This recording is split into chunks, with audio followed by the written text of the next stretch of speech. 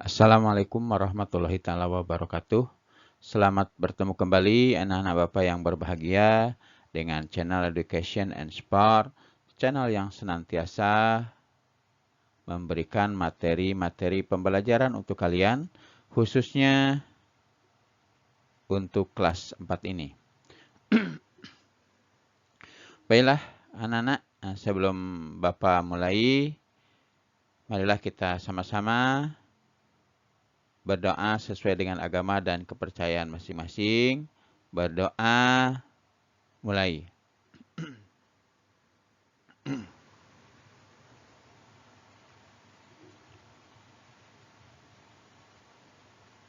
Selesai?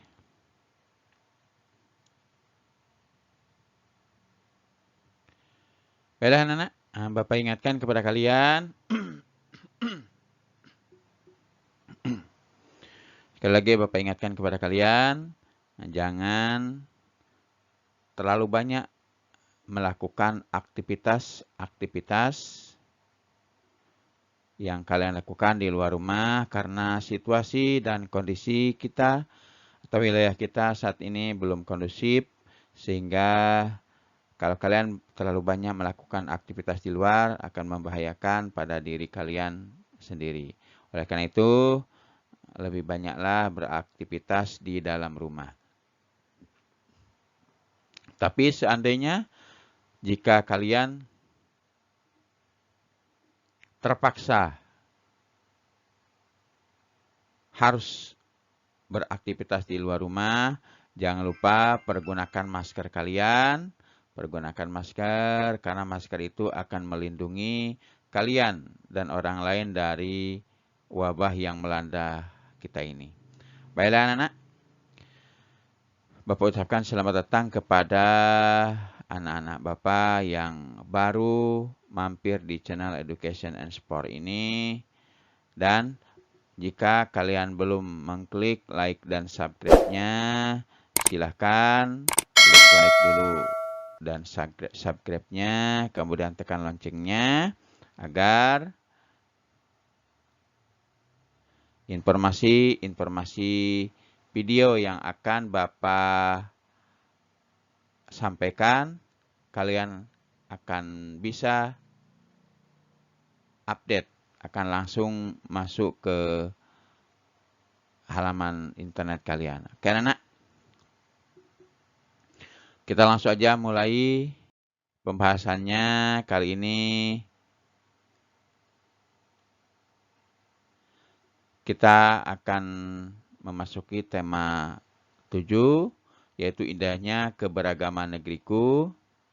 Subtema 1, keberagaman suku bangsa dan agama di negeriku. Kita memasuki pembelajaran keempat.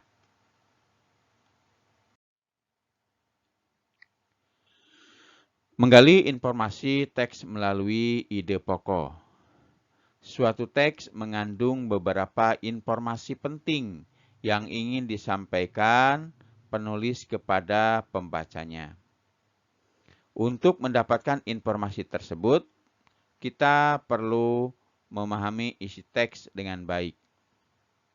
Salah satu cara untuk memahami isi teks adalah dengan menentukan ide atau gagasan pokok setiap paragraf pada teks tersebut.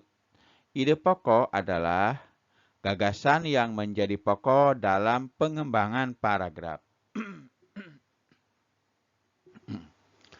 Karena itu adalah cara menggali informasi teks melalui ide pokok. Ada beberapa cara, ada 3 cara ya. Yang pertama, suatu teks itu mengandung beberapa informasi penting yang ingin disampaikan penulis kepada pembacanya. Nah, untuk mendapatkan informasi tersebut, kita perlu memahami isi teks dengan baik. Salah satu caranya yaitu dengan memahami isi teks itu dengan menentukan ide atau gagasan pokok setiap paragraf. Apa itu ide pokok? Ide pokok adalah gagasan yang menjadi pokok dalam pengembangan paragraf. Karena kita langsung aja Kita baca bersama-sama karena di sini ada teks bacaan. Kita baca sama-sama. Tradisi batik Indonesia. Salah satu kekayaan budaya yang dimiliki Indonesia adalah keragaman wastra atau kain Nusantara. Beberapa jenis kain khas Indonesia bahkan sudah mulai dikenal dan diakui di mancanegara. Batik merupakan salah satu contoh wastra yang keberadaannya sudah mendunia. Banyak turis mancanegara yang sudah mengenal dan menggunakan batik dalam kesehariannya. Batik memiliki sejarah panjang di Indonesia, terutama di Pulau Jawa. Namun, batik tidak hanya terdapat di Pulau Jawa, di sebagian besar wilayah Indonesia juga terdapat batik. Ragam dan motif batik yang tersebar di Indonesia berbeda-beda bergantung pada daerah tempatnya dibuat.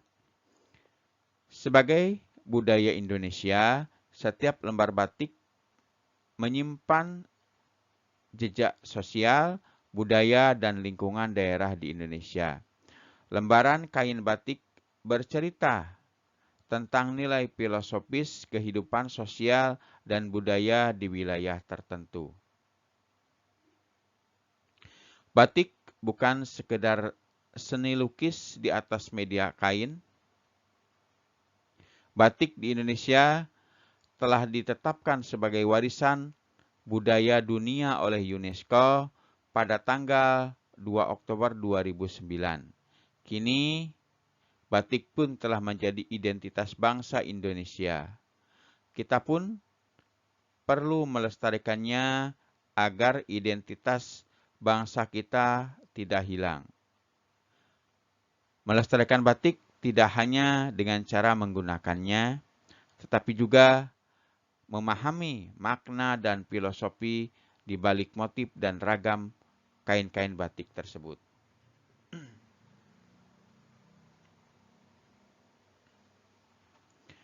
Sumber http nationalgeographic.co.id berita 2016-10 membangkitkan tradisi batik Indonesia.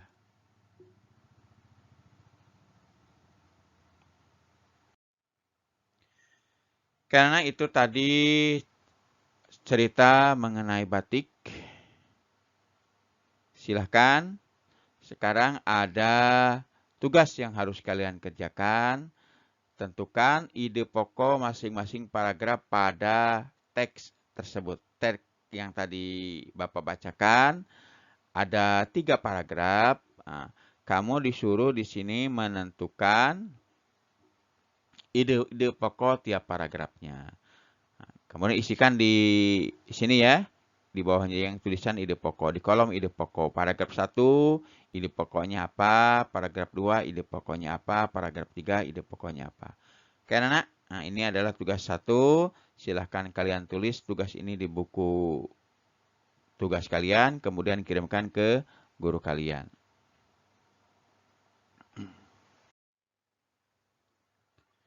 Keragaman bahasa daerah di Indonesia. Bahasa daerah merupakan alat komunikasi yang digunakan oleh suku tertentu di suatu daerah. Berikut contoh bahasa daerah yang terdapat di pulau-pulau di Indonesia. Pulau Sumatera ada bahasa daerah Aceh, ada Batak, Melayu Jambi, Mentawai, dan Lampung, serta lain-lainnya. Ini hanya secontoh kecil aja anak-anak ya. Kemudian di Jawa ada Baduy, ada Betawi, Jawa, Madura, Sunda, dan lain-lainnya. Baduy termasuk Sunda anak-anak ya. Bali ada bahasa Bali. Nusa Tenggara di sana ada bahasa Sasak dan bahasa Sumbawa. Ada Pulau Kalimantan ada Bahau, Kayan, dan Banjar. Di Pulau Sulawesi ada bahasa Bugis, ada Bobongko, ada Budong-Budong, dan Batui. Di Maluku ada Ambelau, Babar, dan Buru. Di Papua ada bahasa Asmat dan Dabu. Nah, Ini merupakan segelintir atau beberapa contoh bahasa-bahasa yang ada di Indonesia. Sebenarnya masih banyak ya. Sebenarnya masih banyak bahasa-bahasa daerah yang ada di Indonesia. Ini hanya contoh sebagian kecil aja anak-anak ya. Nah, sekarang di sini ada tugas kedua yang harus kalian kerjakan. Merubah bahasa Indonesia menjadi bahasa daerah. Sudah ada di sini.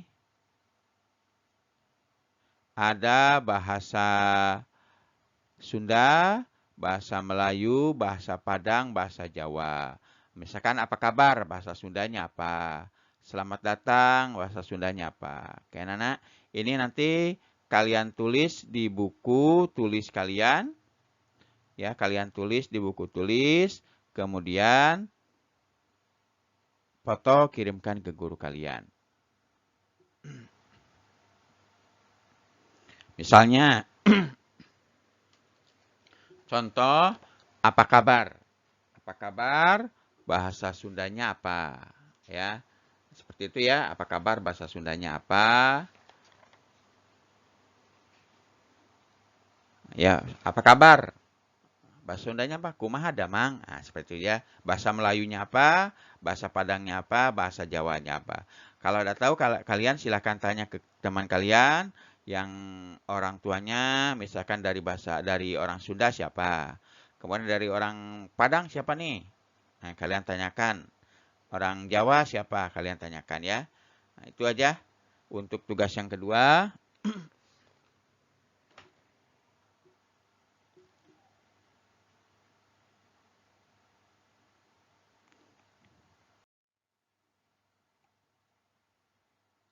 Karena itu aja yang bisa Bapak sampaikan untuk pertemuan kali ini. Semoga video ini bermanfaat bagi kalian.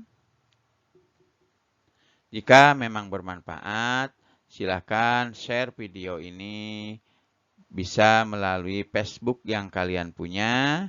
Misalnya, dengan cara bagaimana? Caranya di bawah video ini ada lambang jempol ke atas. Silahkan kamu klik jempol ke atas tersebut. Setelah diklik, nanti akan muncul. Akan kalian sebarkan melalui apa? Kalau kalian akan sebarkan melalui Facebook, silahkan klik lambang Facebook-nya. Kemudian nanti akan muncul ke beranda Facebook kalian. Setelah itu, kalian klik posting, maka nanti langsung akan tersebar ya di video kalian dan akan bisa dilihat oleh teman-teman Facebook kalian. Oke anak-anak, sebelum kita akhiri, marilah kita berdoa bersama-sama sesuai agama dan kepercayaan kita masing-masing. Berdoa mulai. Selesai. Karena itulah video pembahasan untuk kali ini. Atas perhatian kalian, Bapak ucapkan terima kasih yang sebesar-besarnya. Bapak akhiri, wabillahi taufiq wal hidayah. Wassalamualaikum warahmatullahi wabarakatuh.